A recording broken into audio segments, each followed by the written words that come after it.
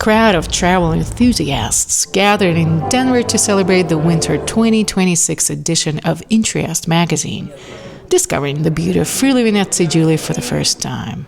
From homesick Trieste to new homeowners in Muggia, the evening highlighted a growing American connection to Italy's Adriatic coast. When you move, your heart splits in, two pieces, and what I miss about home is definitely the sea, like sitting on Mola Audace for like sunset. It's like something that you can't, replicate anywhere else. I miss my friends, obviously, and family. The shopping at Mirella, because who doesn't love that? I love her. She's awesome. Every time I see the magazines and see pictures, it gives me so much joy, and it seems like just a place that I would feel at home. And I really am just excited to experience something that I haven't had the opportunity to experience before. I've been there a couple of times. It's absolutely beautiful. The people are wonderful.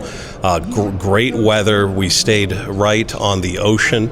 Absolutely beautiful. The food was fantastic, and highly recommend people take time to go to Trieste. It was great.